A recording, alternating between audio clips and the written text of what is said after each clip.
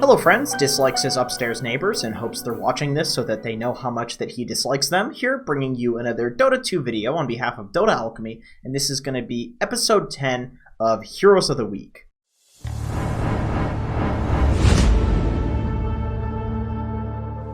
Our up-and-coming hero for this week is Chen. You may be wondering why this hero is up-and-coming, because if you are familiar at all with the competitive scene, then you'll already know that this hero has been in and out of the meta for at least a few months now.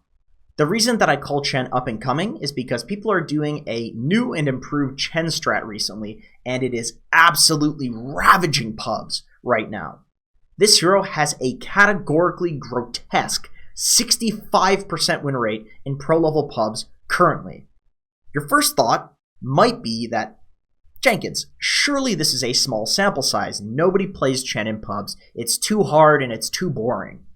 That's where you're wrong. Not about the boring part, but it has a 65% win rate with 429 games played in the last 7 days, over 5,500 total in pro-level pubs. That means that Chen is in almost 10% of pro games right now, pro pubs, and still has a 65% win rate. Your next thought might be that Chen is only good in pro-level pubs because only pros know how to play around it.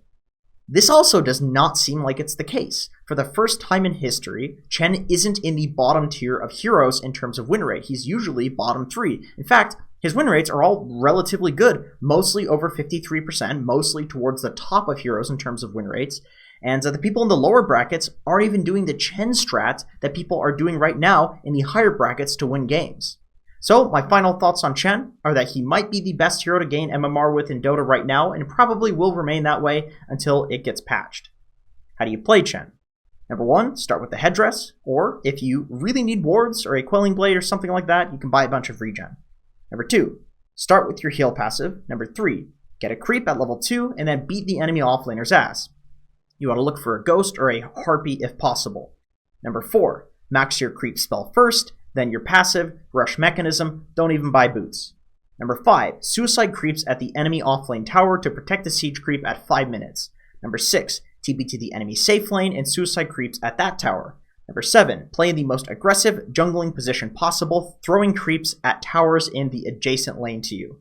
Number 8, get pipe, Vlad's, mech, and whatever other utility aura item you need. You don't even need to go boots. Number 9, get small creeps with magic resist, the little centaurs, the little ursas, and then siege high ground with basically immortal creeps. How do you counter Chen? Well, number 1, you can pick heroes who can kill or control creeps, such as Crystal Maiden or Enchantress. Number 2, you can pick heroes who have a lot of physical AoE damage to kill creeps, such as Kunkka or Pangolier. Number 3, you can pick Ancient Apparition or get a Spirit Vessel to deal with the massive amount of healing that Chen has. Our overrated hero for this week is Abaddon. First and foremost, I need to say the obligatory, this hero is not bad by any means. That's not what I'm saying here. I just think it's overrated. In fact, he's currently one of my favorite offlaners to win pubs with. The reason that he's so strong is because he can push lanes with shield better than almost any other hero.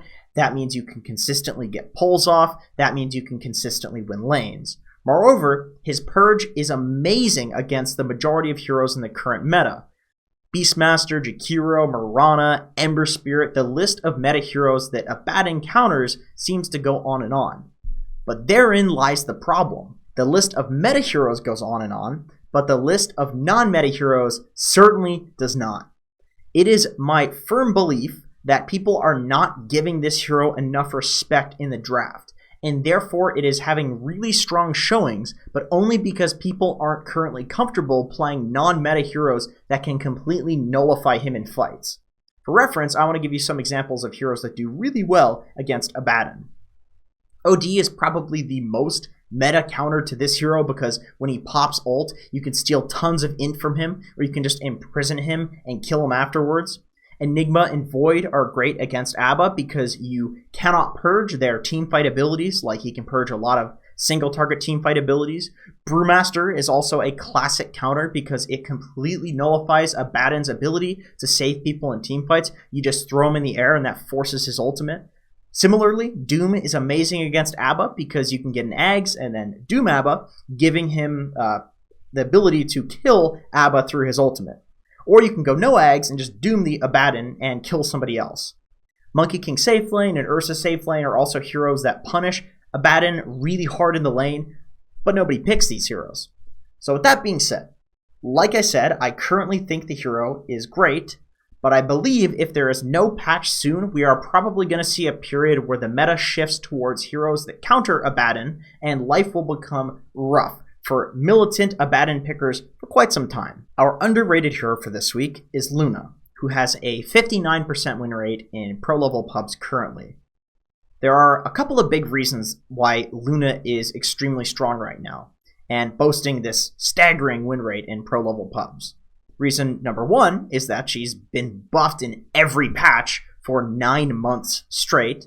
Her agi gain was increased twice, her base damage was increased twice, her eclipse number of beams was buffed, but most importantly, her magic damage talents have been buffed to the nth degree, with the cast range talent being increased from 200 to 400, and keep in mind this is a level 10 talent, and the beam damage talent being increased from 100 to 125.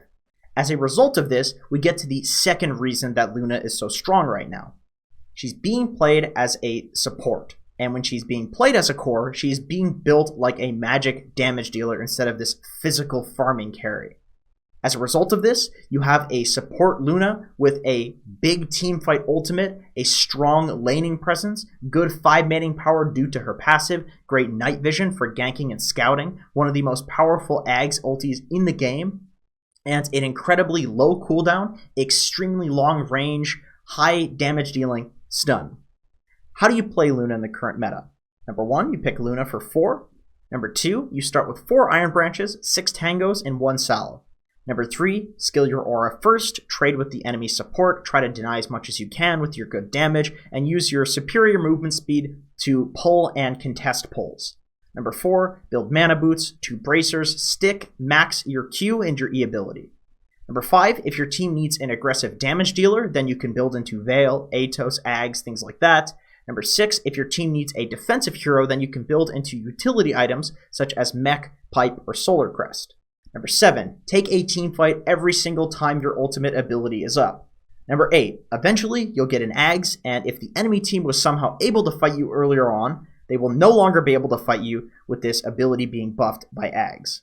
How do you counter Luna? Number 1, you can pick magic immune heroes such as Juggernaut or Lifestealer. Number 2, building Blade Mail or BKB works wonders against Luna.